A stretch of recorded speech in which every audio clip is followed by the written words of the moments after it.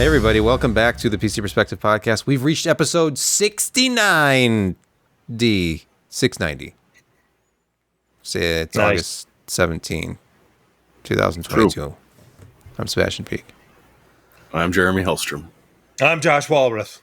I'm Brett Van Spernberg tonight. And I'm Kent Burgess tonight. And Brett, what were you yesterday? I don't want to talk about it. Look at the monitor behind Brett. Homage to tonight's 690 show. Yeah, if you don't remember, that was a graphics card. That was a very expensive graphics card. Well, it's available today for a reasonable price. Perhaps you can find them on eBay for $120. Around 110, 120. Mm-hmm. Get two. They're going fast. And you can help support the site and our podcast distribution by going to patreon.com/PCPer. Become one of our patrons, a patron of the PC Per Arts, because somehow this is art. It's performance art of some kind. It's less messy than some. True. That's for sure.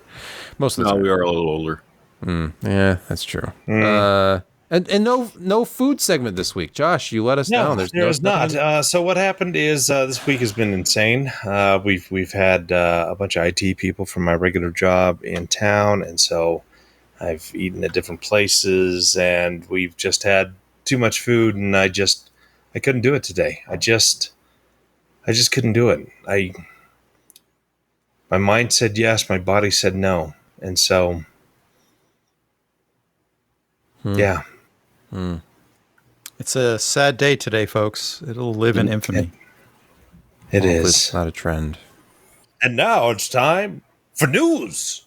Yes, and our top story is, of course, Intel Arc related, but this is actually a big deal because Intel Arc has now officially reached parity with the i740 in the United States. It's not a Larrabee.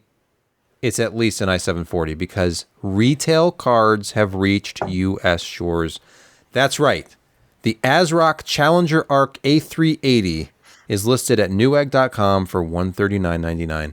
Let me ask you a question. Yeah. Okay, 140 is not horrible considering where we've been, but doesn't it have like 4 video outputs on it? Yeah. For a $140 card, 4 workable outputs. What's the usual? You get maybe 2. You get a DisplayPort and HDMI. Sometimes you get like a VGA, old, and HDMI for that price range. You can get 2 of those, and you have 8 monitor outputs in a machine that can support. That's okay.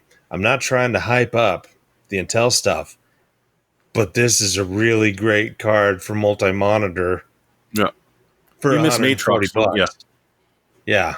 Because that used to be Matrox's bread and butter, but they went bye-bye. And we haven't got another replacement yet. So that's an interesting point. Oh, no, they're still there, but they use AMD chips. Oh. Yeah.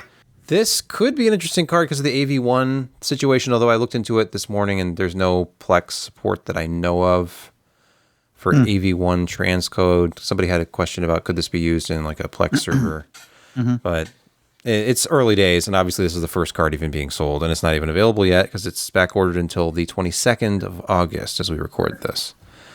Yeah, it's available. It's real, people.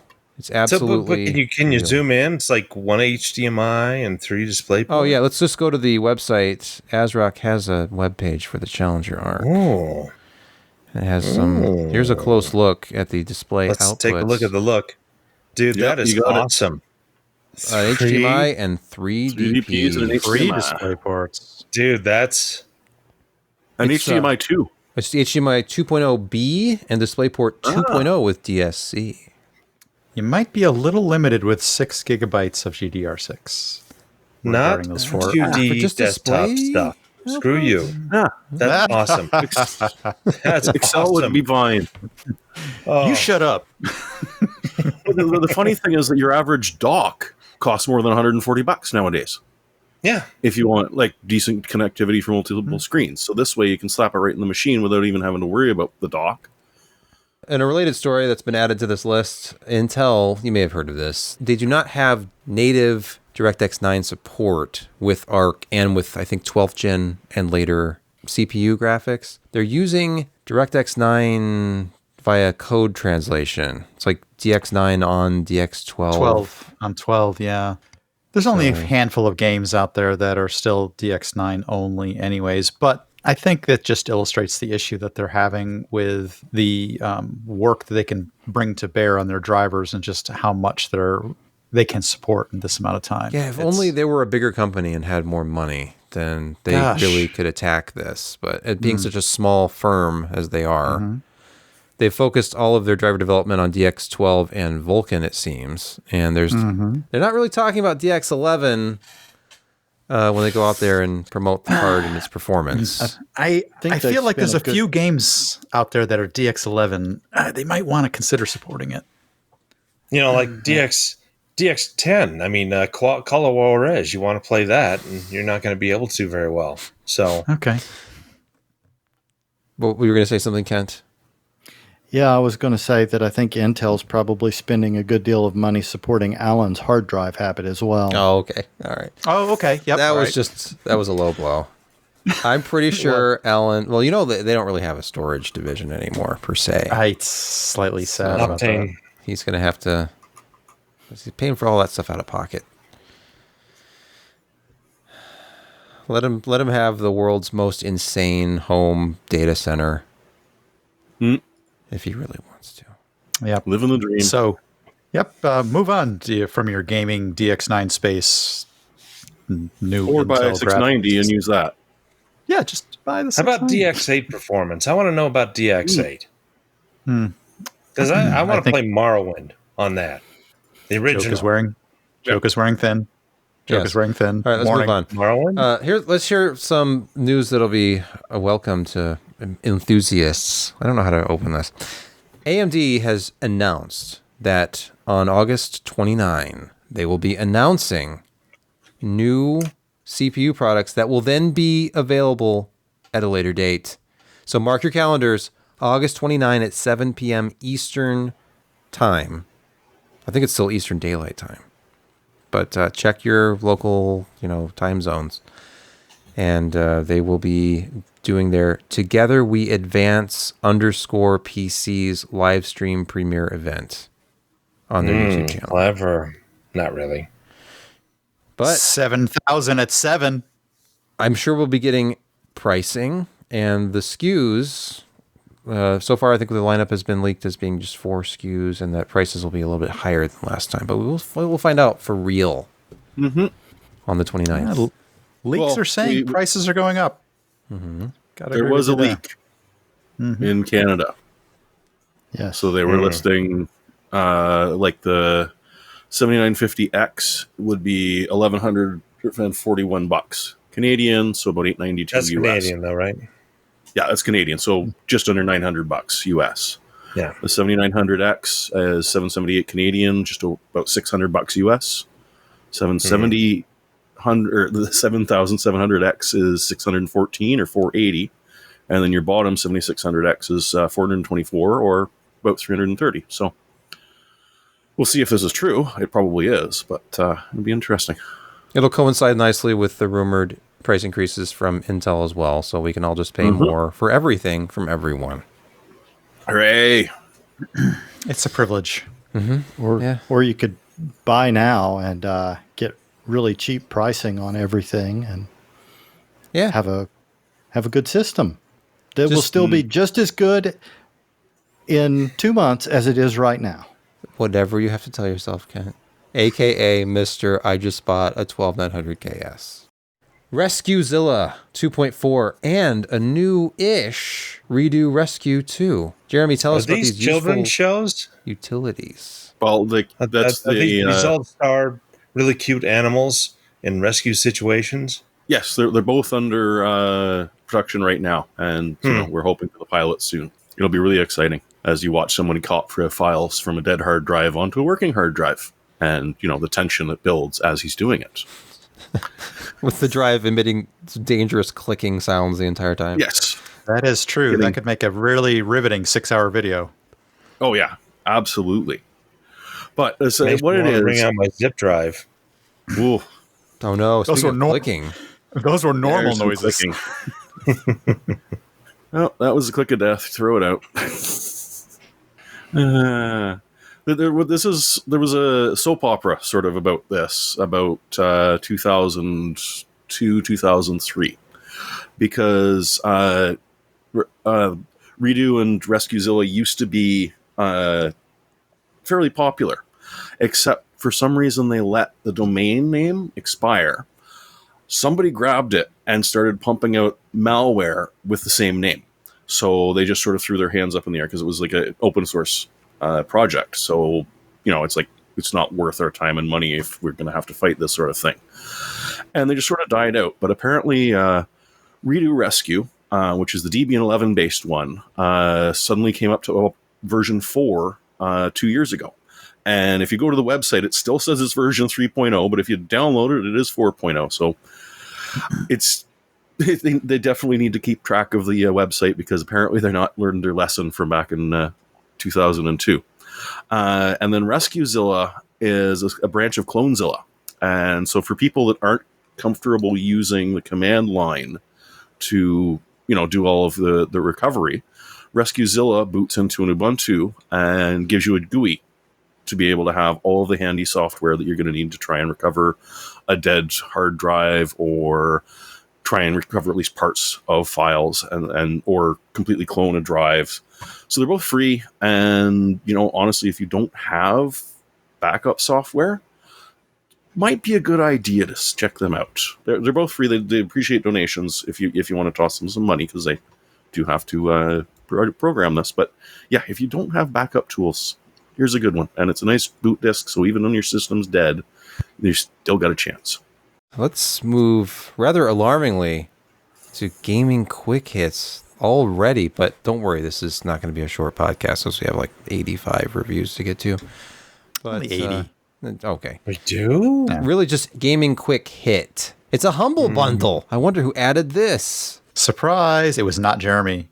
Actually, I added this because this is actually a very reasonable pickup for all of the Resident Evil games. If this is the kind of thing you like, you can get a lot of it for not a lot of money. For at least $30, you can get the full suite. $10, I think, will get you the top 6. But for goodness sakes, if you like a Resident Evil scare at your desk, this is for you. Why are you waiting? $30 gets all of them. You have it's like 2 years worth of Resident Evil freak out. Go get this. Which is the one with Lady Dimitrescu? The new one. No I don't idea remember what what you it's called. just said. Village. It might be Village. Village. You're right. Yeah. What's Biohazard? Or Volition? That I've never played. Stinky Fingers. It's not Stinky Ooh. Fingers. That's Well, a have you different ever touched a zombie? All right, it's time for some depressing security news. A huge vulnerability on Realtek RTL819X SoC. This is probably an obscure part, right? So we don't have to worry about this. I mean, as long as you consider Asus Tech, Belkin, D-Link, TrendNet, and those guys as being, marginal. Nobody buys vendors. Nobody buys any of no that. one really picks up. Yeah. Zyxel. Yeah, so they D-Link. figure about D-Link. 60 different companies. Yeah, including D-Link. All have this issue. Now, we're just finding out about it now because it was patched back in March 2022. But there's a small problem with the Internet of Things. The patch might exist. There's not a big chance you're actually going to get it without going and hunting it down. And then even trying to find one that'll work, is compatible with whatever device you have. Yeah, there's tons of devices. I mean, you got to have a firmware patch for this, right? Yeah. Yes. Yeah, it's a buffer overflow, so you totally need to do it. Now, Bleeping Computer, which is where I saw the news, included linked to one of the researcher who created a snort rule, which will tell you whether or not you've got attacked or not. So at least there's a way to figure it out. And if you've bought something after March 2022, it's already been patched. You're good, assuming they used new chips and they didn't just grab out of an old bin. But this one gets a 9.8 out of 10 because it is 0 interaction, and it will hit your devices even when remote management has been disabled. So you've done everything perfectly right. They will get in and you won't have a single clue that they're there. And once, of course, they're there, they can execute code, they can watch your traffic, they can send your traffic to other places that they choose as opposed to what you would like to do. So, yeah, this is a nasty one. And Jeremy, there's probably a lot. Jeremy, I've got a question. With it being this bad, what does it take to score a CVE 10 out of 10? I mean, even something like this can only get pushed to a 9.8. I don't understand. Doesn't get any bad. Doesn't get any better than this. Okay, I was going to say that the 10 means that the hack actually involves your computer exploding and killing you. Or it could just be you clicking on a link and you've violated somebody else's computer.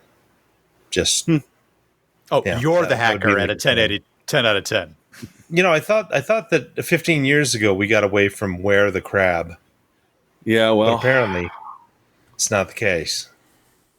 They have my favorite chip icon, my favorite chip logo. Crab people, crabs, it's the crabs. People. Taste like crab, talk like people. And in case you don't know what that means, go look at the Realtek logo on the chips. I know about that. I have no idea what you're referencing, though. I don't know what he's talking about. We do. That's all that matters. He's been drinking. He's a problem. Whoa, says the man with a giant glass. I've only had what are you talking about? 17 scotches. Oh, okay. That sounds expensive. And I don't think Microtech is affected by this one. They use some of their own stuff. What is is it Belkin? Who's the parent company that has the Linksys brand? The word is Belkin. Sebastian, you might be onto something there. In 2013. My concern is if it affects Belkin, then how many Linksys routers also have the same chip and the same vulnerability? There's a lot of Linksys routers out there that don't really get updated anymore. So unless you're running open like custom firmware or something, you're probably not in very good shape. Well, buffer overflow inside the chip, so maybe not. Oh, okay. Oh, hold on. 2018, Belkin sold Linksys to Foxconn in 2018, apparently. Oh, okay. According to the world's most reliable source of information. Acquired by Foxconn for $866 million in 2018. So maybe it's not affected. I keep all my broken stuff behind a UniFi gateway, so I'm probably fine. And except for the massive vulnerability we'll find about UniFi later this year. I don't just keep that away from me. Okay. You're not allowed to have nice things. Sorry. It's like Gavin. that'll learn me. Chat. Just like I just disconnect the internet. Right. You wouldn't be able to watch us, but you're not really missing anything if you. It's the only way to be sure. Dust off and nuke the site from orbit. Unplug it. Yeah, in other words. In more depressing news, Chrome has a 0-day. What else is new? It's the 5th Chrome 0-day patch by Google this year alone. So yeah, I guess update your browser is the... Like immediately today, just go do this. It's a 0-day being exploited in the wild right now. RFN. Go do this. All right, moving quickly on to our last security story. iOS VPNs have leaked traffic for more than 2 years, claims a researcher. So when is a VPN VPNs? Not a VPN? Okay. Yeah, apparently this affected not only the Apple's built-in VPN mechanism, it also affected third parties. Really, just in case this is getting a little bit too blown out of proportion, while it is true, it actually, what happened is sessions that were established before the VPN connection was brought up were still passed over non-encrypted channels, which is crazy. But there's just no way around it in iOS. So if you have connections to certain websites or whatever it is that you've got open already, quit those apps after you bring up the VPN and restart them. Apparently, as ridiculous as that sounds. Because there's no way around it in iOS, apparently. All right. Brett, Tim Cook will be sending you his Defensive Player of the Year award soon. Thank you. I'll wear that crown of shame. We have so many reviews this week. It's not even funny. And the first one is really interesting. This is something that Jeremy reviewed. Please tell us more about the Drop Lord of the Rings mechanical keyboard. I guess if I have to. This is literally my first mechanical keyboard. Ever. I find that so hard to believe. I thought you were an Really? enthusiast. I like my washable one, except apparently they don't make it anymore, so I may have to start learning how to use mechanical keyboards. It's a beast. I don't know how easily we can fight with it here. But, Can I hear the clickiness? That was what I was going to head for. It's not too, We that's can't linear. hear the clickiness. It's not. That's very, very subtle. I mean, you can See, push that's it so better. it doesn't bottom out. But if you do bottom it out, then thank you for taking a screenshot. That's exactly what I want. Oh, you're actively using that one. I do like that's how good. the microphone seems to pick up audio better than your camera did, which is... You know what? I did notice that. Yeah, well, you needed to see the click as well. I True. mean, it's not just tactile, and it's gorgeous. Like, so it's got die-subbed PBT keycaps, Nice. which I hear is a big thing. And the chips with several. It comes as the nice classic sort of IBM gray and off-white, but there's a couple of orange keys that you can pop in with the included key grabber. Yank them out and put them in. Like the space bar goes from just not having anything on it to being orange. This first came out as a keycap set, right? So you could take what was like this is based on the drop enter keyboard. So it's about like 2 pounds of aluminium on the back of it. You could definitely use this for home defense. A decent length keyboard or decent length cord, and I mean when I saw that. It's sort of the rings. There's no way I could resist. That's just too awesome. I think they went a little bit overboard on some of the translations because I don't think that Dwarvish really has a pipe character in it usually. But don't worry, you've got one here. You'll notice that all of the switches are opaque, and so are the keycaps. So it does come with a light, but there's a small problem here. You hit the function key, and you crank up the lights to maximum. See the tiny little bit of glow there? I can turn it off. That's literally it. I don't even know why they bothered. In the dark, it doesn't glow enough to be even able to see the keys. So the light is not passed through. They're not like laser etched on the top or anything? No, it's a perfectly opaque key and an opaque switch. So, yeah, and they're very tightly put together because this is a 10 keyless one. And you know what? I do use the numpad a lot. Like, my fingers were constantly straying over to where it was. Like, even when I'm typing in, like, the Logitech K310, I would naturally went over to the 310. So, it's kind of bugging me when I'm writing. If I'm gaming, of course, I never see it. But when I'm writing... and like resizing a bunch of pictures and other things, like it turns out that I really do. Yeah, I gotta have my keypad. Yeah. And just think about this: there are 60% keyboards out there that don't even have the arrow keys. I can't function with those. Madness. The arrow keys. I draw the line. Madness. One of the other nice things is that they redid their switches because apparently, with the original sort of drop products, they took 2 different switches and combined them. Right, so I think the spring from one and the post from another. And people were saying that it was a little bit wobbly, so they went with Gatoron this time and created something brand new, the Holy Panda X. The original was just the Holy Panda for reasons unknown. And so, I mean, like I say, I've never used a mechanical keyboard before, but there's no wobble on these keys. They just go straight up and down and do exactly what they're supposed to do. If you were to buy the keycaps, that would run you about $140, and then you'd have to add on about $80 for the actual keyboard. So you're floating around $200, just a bit over for the key set and a keyboard. You can get either the Kenyan or the Clydesdale one for $200, $199.99. So there is certainly a premium when it's compared to the base model. But then again, there's a lot of people who spend $200 and more happily just to buy a normal looking keycap set. So, you know, if you're into Lord of the Rings, it's kind of hard to say no to this thing. It's just fun. I'm not sure I'd go with the hardcore keys though, since they don't have. I mean, I guess these ones actually have English on them, but I touch type, so I couldn't really tell you. Oh, I appreciate the box art though. It's nice. No, that's It's the back gorgeous. of the keyboard. Oh, it's the back of the keyboard? No, that's the box. Oh, okay. Never mind. Nice. I thought that was going to be the back of the keyboard, and that would be awesome. That would have been extra awesome. Yes, agreed. I would have liked to have seen it under the key switches. Yes, you have. Oh, okay. Jeremy, you should start to write code in the original Dwarvish and just see how that comes out. I'm sort of thinking that because they don't provide a driver to give you the actual character set to type, which I think would be a wonderful addition. I do too. And yeah, I would love to be able to write my code in Dwarvish without comments and then pass it on to someone. Check that into the corporate Git.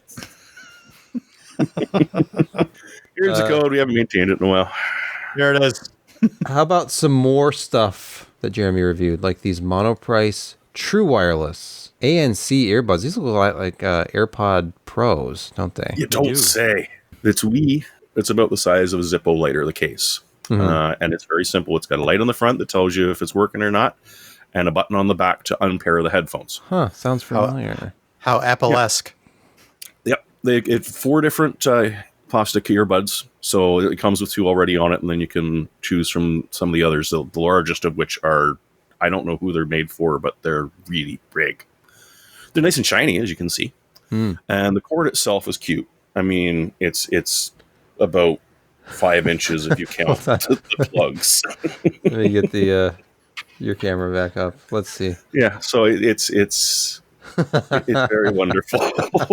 And for some reason, they still felt the need to put a rubber band around that to hold it together in the packaging. Yep. Yes. Yeah, well, why not? They spent 4 cents instead of 5 cents on the cord. What a savings. Pretty much. But then they lost a quarter of a cent on the rubber band. I know. Yeah, but it's nice to have. So these are, as you guessed, Bluetooth. They actually do have active noise cancellation on them, so you can also use them to talk on the phone. I found it interesting that, like, if I turn on active noise cancellation, if I'm on a quiet street, and then I walk to a loud one, the ANC is not working very well. But if I turned it off and I turn it on a loud street, then boom, the ANC is doing its full job, right? So they claim it's up to 27 decibels, but because you're looking at cutting a lot of the price out of it because it's Monoprice and that's what they do, the ANC doesn't seem to be very active. It just picks a level and that's what it's going to go with. So find yourself somewhere loud, then turn it on. Otherwise, you're going to be a little bit annoyed. They're IPX5, so it can sustain the low pressure water jet. So rain, you'll be able to wear them in the rain. No worries. Don't take them to the beach. I didn't manage to max out the playing time, but supposedly you've got about 7 hours of normal usage or 5 hours if you got ANC turned on for a full charge. But then the charging case itself can fully recharge them 4 more times. So I did run one of them out, and I slapped it in there. I gave it 5 minutes, and I had better part of an hour's left. So they charge relatively quickly just for the beginning part. And I mean, so other than that, they're earbuds. But the really nice thing about this, the really nice thing too, and call me in the morning. I don't think the earbuds they copied from that fruit company can recharge their Pros 4 times from the case. So that's no, I don't believe they can. Yeah, well, it's like a 400 milliamp battery in this thing, so it's pretty chunky. But they're $55, and I noticed in the specs they're Bluetooth 5.2 and aptX compatible. Yes. So more flexibility and even better sound quality than AirPods 2. Yep. Well, now if you say have that. aptX capable devices. Wait, you don't think the drivers sound very good? Are you saying the driver isn't as good? They're 13 millimeter drivers, and they don't have like the adaptive EQ that the fruity earbuds do. Right? Okay. It just gets what you're sending to it. It's a Qualcomm CVC 8.0 chip inside of it, so it's not the highest end noise suppression, like I sort of mentioned. It just picks a level and stays there. Yeah, it must only survey when you initially initiate it. Yeah. And while I didn't spend any time talking on it, that suggests to me that the microphone quality is not going to be up to if you're throwing Fruit of the Loom in your ears. But again, $56. So if you lose one, it's a $56 mistake, not a $200 and something mistake. For something tiny and easy to lose like this, I think that giving up some of the higher end features that you've got on the alternatives makes it worth it, because you lose one of those and you're going to be annoyed for at least the rest of the day, if not the week. With these, it's sort of, well, that kind of sucks. I guess I'll get some more. So yeah, I mean, for the price, it's good. You lose a little bit of the quality. Like I said, it sounds a little bit hollow, like especially compared to wired ones. But then again, it is Bluetooth 5.2. Didn't have any real issues with it. One of them unpaired itself, so I just pushed the reset button on the back, put them back in the case, opened them up, and boom, they're back and going again. So I like what Monoprice has done with this. You lose out on some stuff that doesn't really matter, at least not to me. Kent. Yes, we all need to focus too. Fractal sent me another case. So this is a budget case. It's replacing the current Focus G, although there's also a new Focus G coming as well. But I did not receive one of those, and I haven't seen anything about those. Everyone that's reviewed has seemed to get the same case I did, the Focus 2. So the first thing I noticed when I pulled this out of the box was, this looks a lot like the pop case that I just reviewed for them. And the more I started looking at it, it shares a whole lot of hardware with the pop case. You don't get the two optical drive bays in the front. You don't what? get What? You don't get the two optical drive bays in the front that the Pop series had. It does allow the front to have to be able to use a full 360 radiator or three 120 fans there. There's no separate power supply compartment, which it's the first case I've seen in ages that's, a mid-tower ATX or above that does not have that. They sort of, that little metal plate you see there is just sort of this way that from the outside it looks like it's got a power supply basement, but it doesn't. That's their faux power supply cover. But anyway, I think it works. Visually it's not there, but the problem with not having a power supply compartment is go back to that picture. This last one that I just had? Okay. The last one you just had. Let's see. This one? Yes. If you look in the back there, that on the bottom of the motherboard tray inside the case. Okay. So that little slot there, just about 11 o'clock above your cursor, is the cable pass through. Just go to your right. No. Oh, this? Yes. That's thing? So when you saw that, did you yell, "You little slot"? No, I did not. There's a better image of the interior. Yes, that is a better view of it. Yep. Now you can put the Jane, you ignorant slot. Yeah, that would have been. Yeah. You can pass the CPU cables through the slot that's. Can you? How would you even? Yeah. This looks barely big enough for an ATX 24 pin. No, just to the hole to the left of that. That no. You know what? Yes. Which slot are we talking about? On the slot, it's time to plug in. Look, it's confusing back here because it's dark. The inside of the case is dark, and there's two holes. Which hole does it go into? Does it go into this hole or this smaller hole? The CPU 8-pin powers go through the hole to the left. Okay. Toward the back of the case. Okay. All your other cables go through right where you've got the cursor.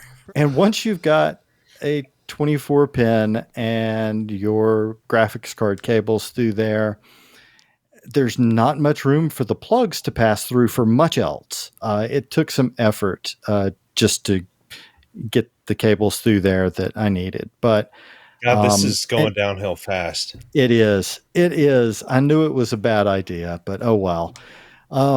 Here we are. Oh, hold on a second. Behind the motherboard. What is this mysterious display peeping through here? Oh, that's a light. That's the back of my my light, and I didn't even realize that was visible. Okay. I thought it was like, what kind of a fancy power supply does he have? It has all this information on the back of it. No. Okay. No, I was providing some backlight behind it. Gotcha. All right. So behind the scenes look at it. There's not a whole lot of space behind the motherboard tray for cable management in general. Oh, you're saying 19 millimeters isn't a lot? That's the official spec. I'm sure that's at like the deepest point. That's actually not behind the motherboard tray. That's over where all the cables are bundled up. That is inset a little further there. Oh. But there's no place to hide cables. There's any additional 2.5 or 3.5 inch drives you wanted to fit would be mounted to that plate on the inside of the case. So, well, look, you're taking this all from the perspective of somebody who actually does like cable routing. What if somebody buys this case because it's cheap, and then just has all of those, the cable mess inside the component chamber? And they don't even know what these slots are for. They don't even use them. So here's the thing.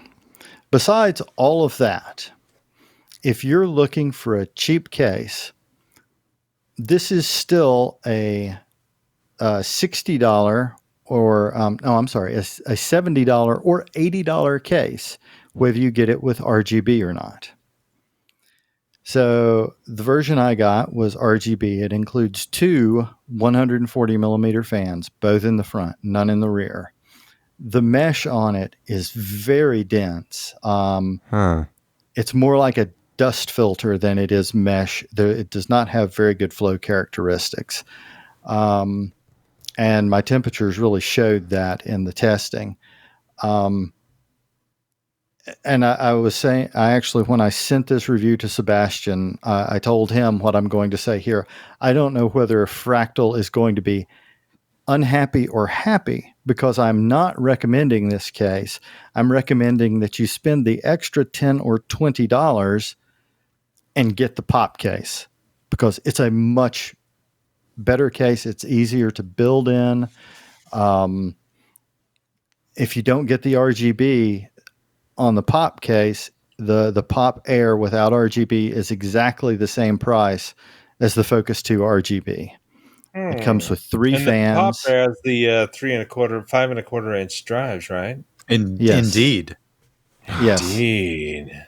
And essential. Two spaces and two bays where you can use 2.5 or 3.5 inch drives in the power supply basement. You can stash cables away. And it had better airflow.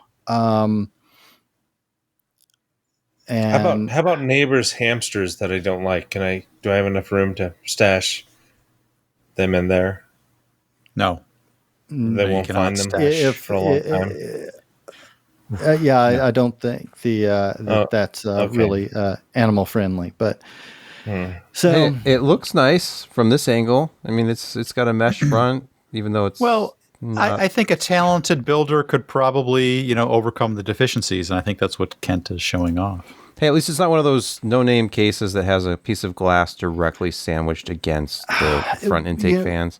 Fans well, and fans, and that's the thing is I was looking at cases in this price range, and like I say, the Focus G, which this will be replacing, is still currently available, and it's $55 plus shipping.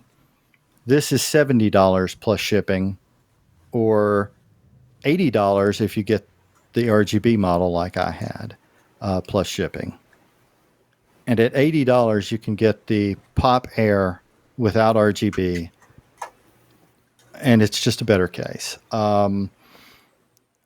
If the $10 to $20 is going to make or break your build, you can't really get a better CPU or better graphics card for $10 or $20. If you're looking at 50 or 60, then you can sort of step up maybe. But I would just recommend spending a little extra and having a better tower. but this is it's still a Fractal case. It's still well made. It's very well made for a case in this price range. It's much better than a lot of those no-name brands you see on Newegg or Amazon that you've never heard of, and most of the steel is super thin and everything is flimsy. It's still a well-made case. I just think there's better cases in the price range from the same manufacturer. Well said. Thank you. They can't all be wins, and sometimes they just want to fill out the product stack, as they say. At every $10 or $20, unfortunately, because the margins are tight. It's rather compressed market. Mm-hmm. Yeah, and the thing that was really bugging me about it was, okay, this is designed to be a budget-friendly case, but it's almost exactly the same price as the higher-end case. But they had cut so many corners. It didn't even include Velcro ties. They, like just about every other major case over the last 8 years, has got Velcro straps behind the motherboard tray. And it's like, how much could they have saved by that? Even if they didn't install them, if they had just included them in the accessories, that could not have cost them more than pennies. They probably get those straps, by the billions for a few dollars. So it was just, it felt like we've got to hit a price, and then they still missed it. Because at $50 or $55, okay, yeah, hey, this is a good case. Kent, I hate to tell you this, but 70 is the new 50. Welcome to 2022. Yeah, I know. But I think you're right.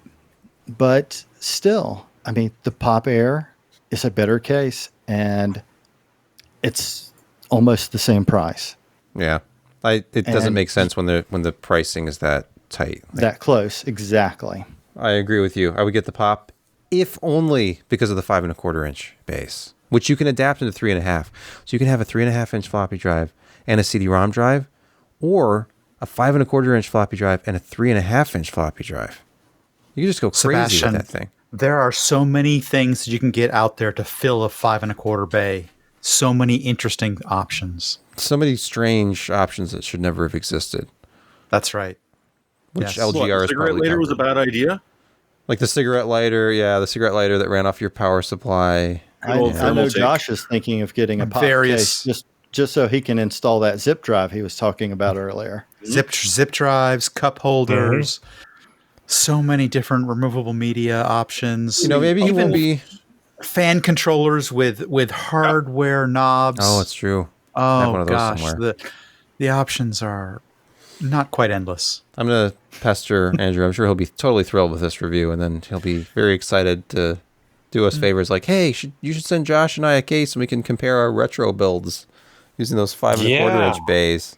You should definitely do that. Like I said, I am saying don't buy this one. Buy this other case that they spend more money at fractaldesign.com. It's a better case, and it's if you want the fractal look. If you want the fractal look, spend the better case is a little bit up market.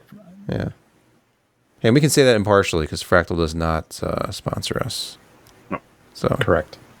For obvious reasons. It's been years since we've had display ads from Fractal. All right.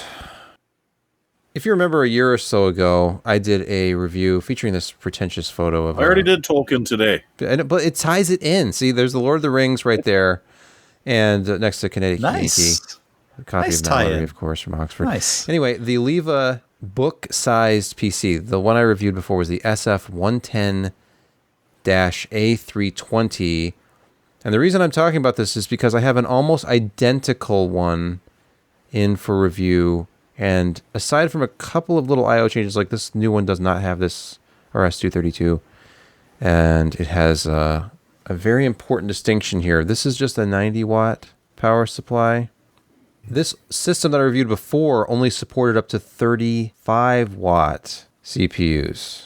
And we have a new one here, which looks identical. But it's the LIVA One A300. And this one, there's two SKUs to confuse you. The LIVA One A300 is available in two SKUs, which are easily identified because one of them, the 65 watt version, has ventilation on the top. Now, this is a very thin chassis. We're talking about 1.3 inches thick, or tall, I guess if you have it horizontally positioned. And it's, 8 inches wide, about 7 inches deep. And it's made out of metal. This thing is, it's small, it's heavy. It could make an excellent weapon. In fact, I have it right here, and it just looks like a black, metal box. And it's... I don't know, I think it could take you with my keyboard. Yeah. I don't know, this thing... This could do some damage. What did you populate it with? Last time, because I was limited to 35 watts, it was kind of sad because I had just had this anemic little Athlon 3000G that I put in it. Oh, yeah. And those were hard to come by back then, actually. Well, funny story. AMD's PR firm, when they couldn't give me the 3950X that I asked for, they said, well, I have an Athlon 3000G. Do you want that? And it was the most depressing consolation I could imagine. So I said yes. And then like a day later, I got this FedEx overnight envelope on the front step, and it had a 3000G in it. Well, you found a use for it. Yeah, and I put it in one of these. But this one I populated with a Ryzen 5 3400G that I have on hand.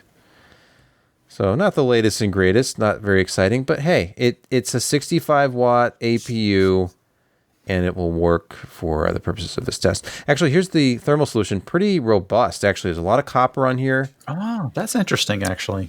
That kind of looks like the 7900 GTX reference. Yeah, it does. It looks like an old blower style graphics card cooler. You're right. And look, it even has these pads for the VRM. So chokes and the VRMs, I think. Yeah, it's Did you peel off the tape? I did. I was that's so nice. Excellent question, though. Yes. I'm not that dumb. That one choice right there, I think, was instrumental in making this a more reliable system than the previous one that I reviewed, because that one had no cooling for power delivery, and it was in such a thin chassis and didn't have any ventilation, except for front intake, rear exhaust from the blower cooler. So this thing stays a lot cooler, and while the cooling solution is not particularly quiet when you push it, I found that the default fan profile kept it reasonably quiet. Like, we're talking under 35 decibels at all times. But did you push it real good? Well, in a real question, there was a time I had this upstairs testing it a couple days ago, and my son said, "Dad, what's that hairdryer sound?" And it was the system. It turns out every time it goes to sleep and you wake it up, the fan spins at 100%, and you can't make it stop until you restart the whole system.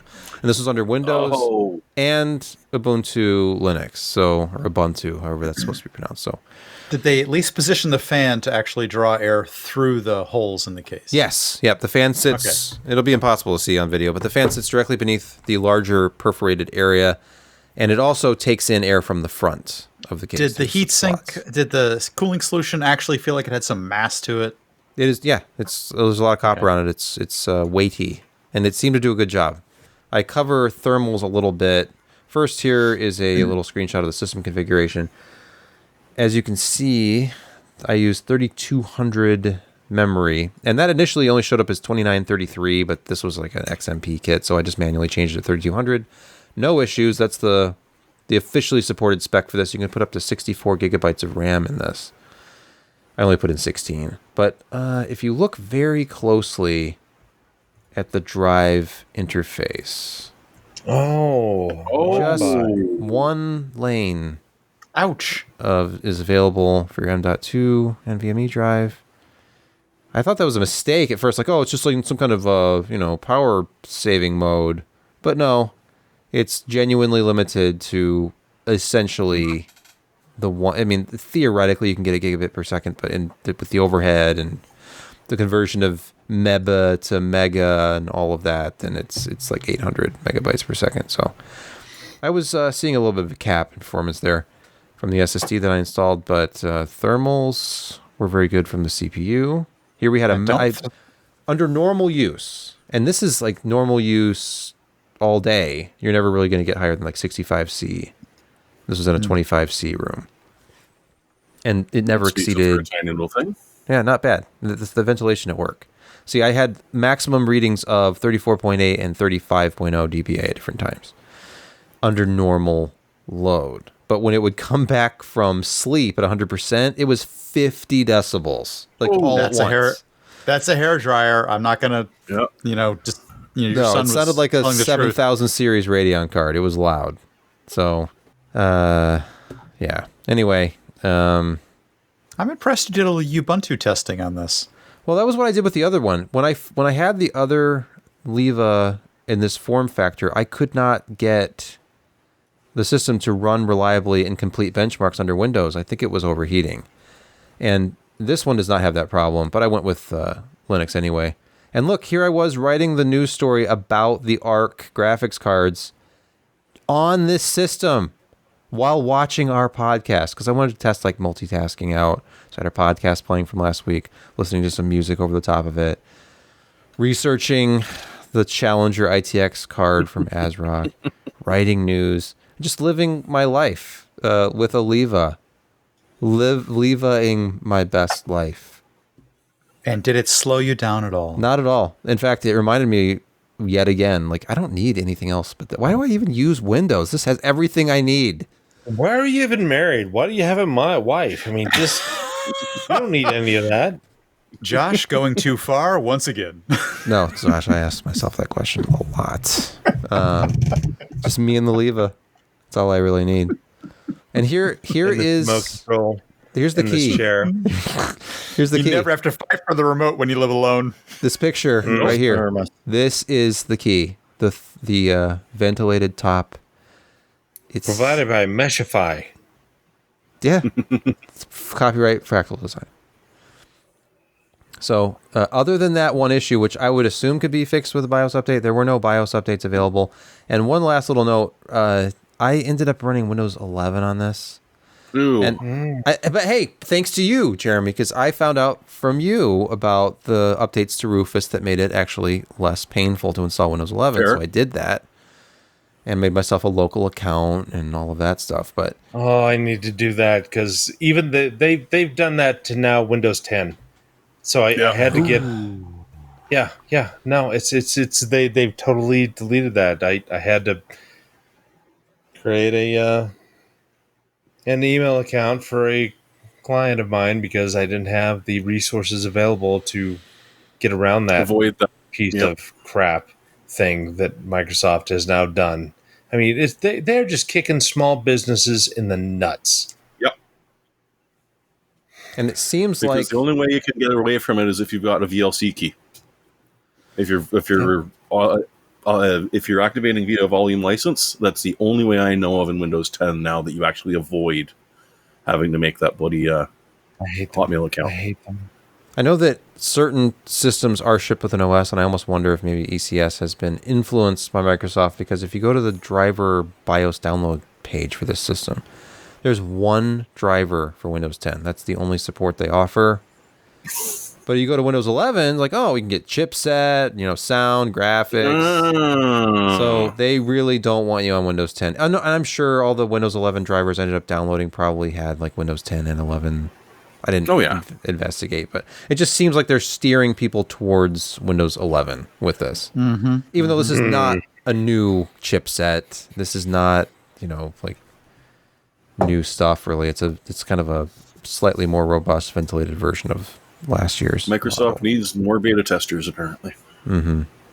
Like Mars needs women. Yes. It's a great song. Yeah. So yeah, it's $200 roughly. ECS sells it directly on their Newegg storefront. So Newegg, I guess, ships it. Oh, it's sold and shipped by ECS. Okay, here's the listing. It's I don't know. Wow. At that price, you're getting the case, you're getting the motherboard, you're getting a power supply. It's a 120 watt power supply.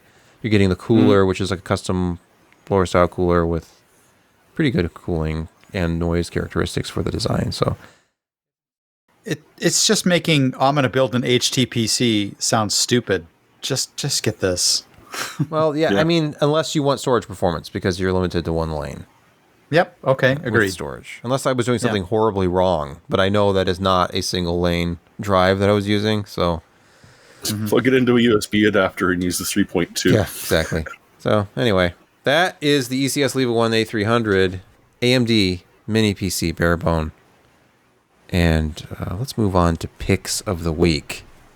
Oh, is it time for picks of the week? It is time. It's time for picks of the week.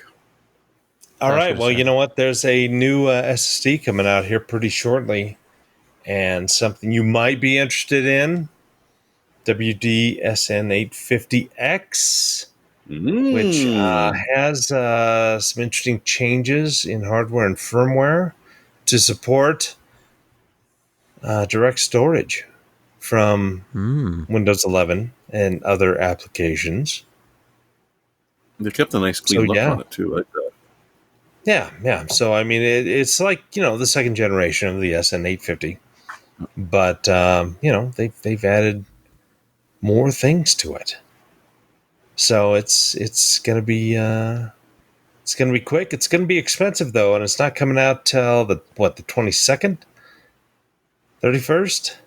Oh, 31st. 31st. Yeah. So we're still a little bit away. $309 for 2 terabyte. That's pretty spendy, but you need to know that there are new NVMe SSDs coming out, and these are tuned specifically for kind of DirectX gaming and DirectX storage. Something to test and be interested in. You know, store your humble bumbles on that, for instance. Yeah. Boom, boom, Yeah, sorry about that. Jeremy is next. I even know I Yes, spoiled it's it. my humble.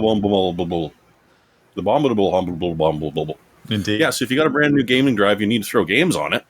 So how about for the low price of, what was it, $30, $25?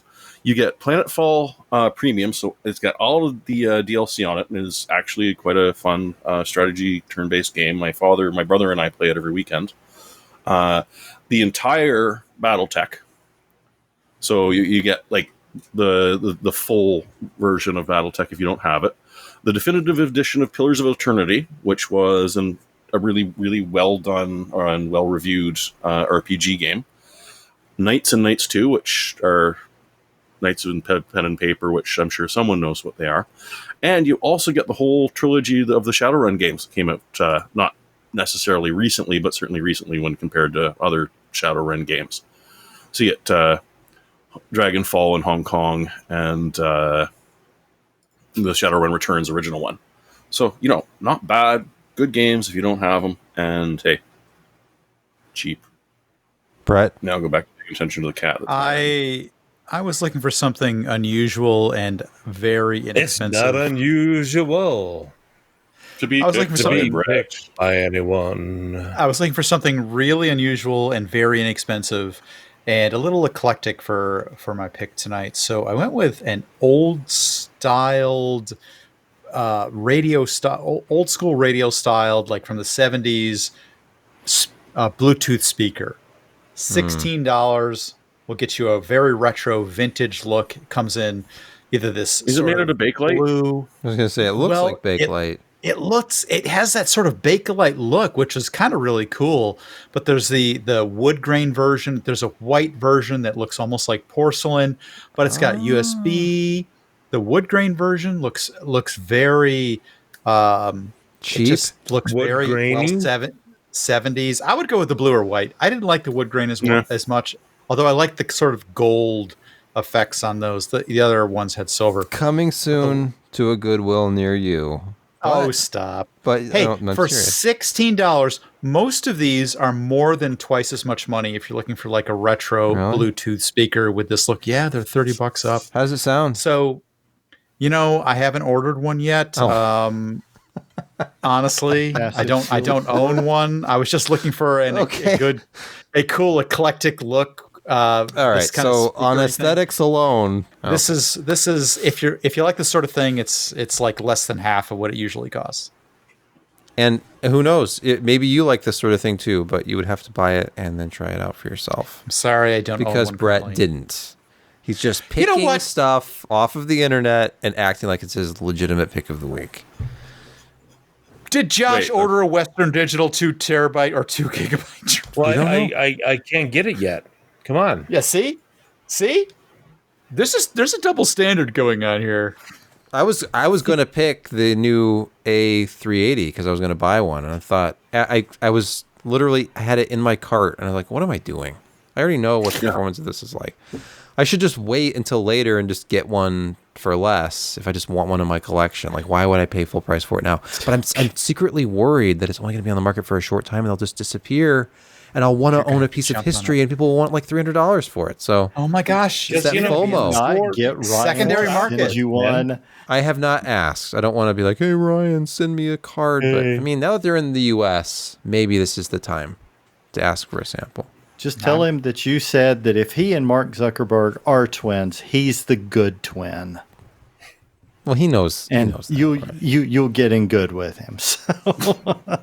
I think we can probably ask the Melvin Tano for some sample here. We could probably get one from. Well, Ryan is in charge of graphics marketing for Intel, so I would hope that if anybody, I could get in touch with him and say, "Hey, Ryan, do you know a guy who could send a guy a sample?"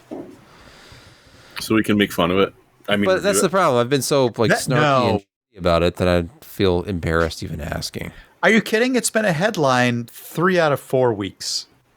Hey, there's no such thing as bad publicity. Is what I'll tell him. Like, Ryan, you know exactly. It's been our weekly Intel Arc. Yeah. Yep. The Arc. Yes. I mean, I could just spend $139.99 and buy one that I own. Nah. Maybe if it becomes a collector's item, I could sell it and make hundreds of dollars. Of pennies. Well, pennies. Well, after fees, yeah. Who's next? That would probably be me. Can't, because I don't have a pick, so yes. Yes, you Damn do. surprise. But just to be upfront here, I haven't used this monitor either. Oh, good Lord. But wait, that would be. You know what? Honestly, that would be a review if you had used it, and we're talking about it. So prepare to be castigated. We're just telling people how to spend their money, so that's fine. So, if you're in need of a new gaming monitor, or at the price this is, just a cheap second monitor, this is a 27-inch 1440p VA panel, so it's not even TN at this price.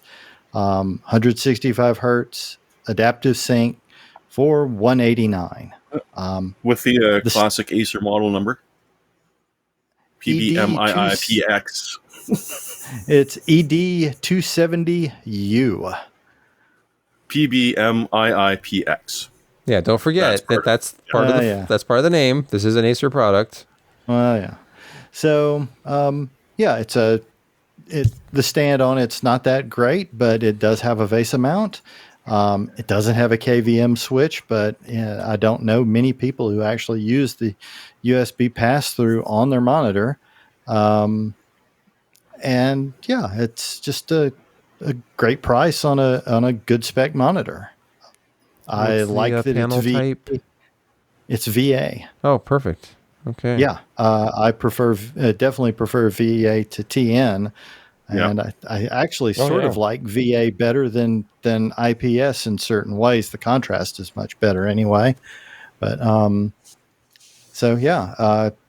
it's on special for right now. Newegg does not list how long it's going to be on sale, but at that price, if you need a monitor, that's a great price for a 1440p 27-inch. Brightness is a little low with 250 CDM, but if you're in a dark room, I'm scrolled down to look at the product overview, and it shows that it's a 31.5-inch curved full HD screen. But then up here, curved. It says it's a 27-inch QHD. So which is it? I think it's 27. I think it's 27. Yeah, well, look at the ED270U. Oh, it's 27. Yeah, there you go. Okay. Yeah. There you have it. Dude, I think that's everything. It's been another show, and we want to thank you for watching, listening, or both at the same time. maybe with some added latency introduced by the Bluetooth headphones you're wearing, because they don't have aptX low latency technology built into them. Enjoy that. Yeah. So maybe our voices are not exactly in sync with the video. But that's fine, because why would you want to look at us anyway? Why are you if you're watching the video, why? Yeah. I think it's obvious by looking at the 5 of us that we're not in sync. Were they much 5? older. Was that a 5-member group? Yeah, I have it was. no idea. Okay. It sounds go like with you that. do know. Yeah, all of them. All, don't be ashamed. Backstreet Boys. Who's New Kids on the Block. New Kids on the Block? Five people. That's the the number. See, That's and the if you key. have Nice girl. 6, if you have 6, then you have to hide one in certain types of choreography, because Or you, you you could have be to have the Korean. center, and you have to have like Isn't BTS 6 people? there's 7 if people. there's- BTS is If there's Are only they? 4 of I you, don't then know. you're singing Barbershop.